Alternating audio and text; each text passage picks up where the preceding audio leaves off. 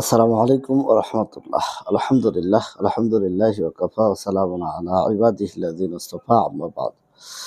প্রিয় বন্ধুরা, আজকের ভিডিওতে যে বিষয় নিয়ে কথা বলবো, এই পর্বের ভিডিওগুলো হচ্ছে নবী করিম সাল্লাল্লাহু আলাইহি ওয়াসাল্লামের দশম হুকুমের উপরে।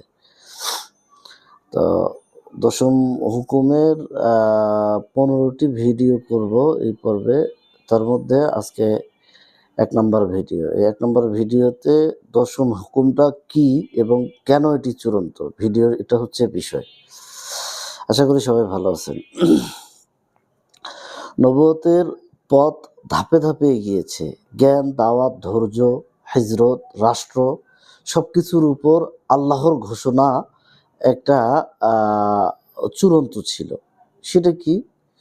যে মহান আল্লাহ তাআলা ঘোষণা করলেন, আজ দিন পরিপূর্ণ। এখানেই আসে দশম হুকুম। রিসালাত সম্পূর্ণ পৌঁছে দেওয়া, মানে এক বিন্দুও গোপন রাখা যাবে না। নবী করিম সাল্লাল্লাহু আলাইহি ওয়াসাল্লাম বিদায় হজ্জে দাঁড়িয়ে প্রশ্ন করেছিলেন, আমি কি পৌঁছে দিয়েছি? এইটা তিনি প্রশ্ন করেছিলেন বিদায় হজ্জে। এই প্রশ্ন শুধু সাহাবাদের জন্য নয়, এই প্রশ্ন আজ আমাদের জন্য।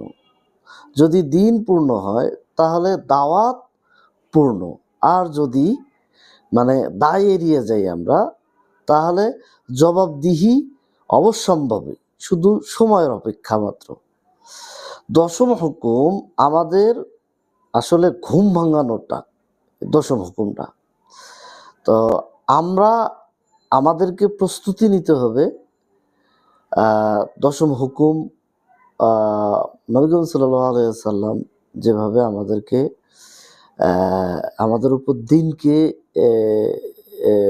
পৌঁছে দিয়ে গেছেন, ঠিক সেইভাবেই আল্লাহ তাআলা আমাদেরকে উপযুক্ত বিষয়ের উপর কোরআন এবং সুন্নাহ অনুযায়ী আমল করার তৌফিক দান করুন।